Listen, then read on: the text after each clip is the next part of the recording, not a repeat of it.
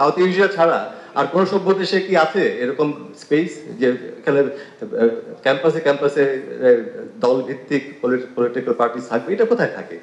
গতানুগতিকভাবে যেভাবে student politics হয়ে আসছে আমাদের দেশে গত 50 বছরে, এটার একটা অবসান ঘটবে।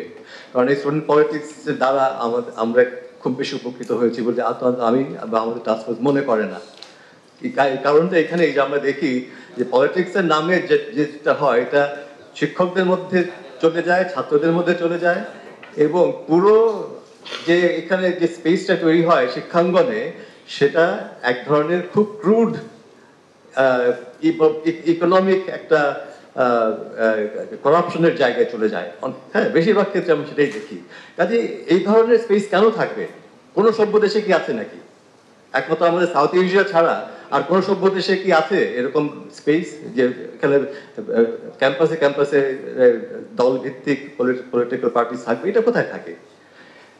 এর মানে না যে স্টুডেন্ট পলিটিক্স ইজ ব্যান্ড।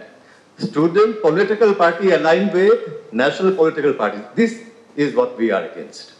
এবার এটা আমার মনে হয় এটা সিরিয়াসলি আমাদের কনসিডার করা উচিত এবং আপনাদেরও করা উচিত। স্টুডেন্ট পলিটিক্স তো থাকবেই, কারণ স্টুডেন্টরা তাদের মতামত থাকবে, তারা অ্যাক্টিভিজমে থাকবে, তারা সোশ্যাল ইস্যুজ, পলিটিক্যাল ইস্যুজ, অন্যান্য সব ইস্যু নিয়ে তারা সোচ্চার হবে এবং অ্যাক্টিভ একটা পজিটিভ রোল প্লে করবে। সেটার জন্য আমাদের কিছু ক্ষেত্র তৈরি করে দেওয়া উচিত, একটা প্ল্যাটফর্ম করা। আমি যে সবসময় যেটা বলছি এখানে, ইউথ অ্যান্ড সিটিজেন্স প্ল্যাটফর্ম, তারা দেশের কাজে এগিয়ে আসবে, এটাই তো স্বাভাবিক, কিন্তু সেটার জন্য তো ক্ষেত্র লাগবে।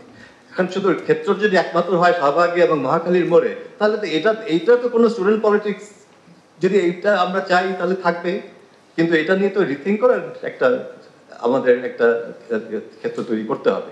কখন করবো? আর এই ধরনের সরকারের আমলেই তো এই ধরনের কথাবার্তাগুলো বলা যাচ্ছে, আগে তো বলা যেত না।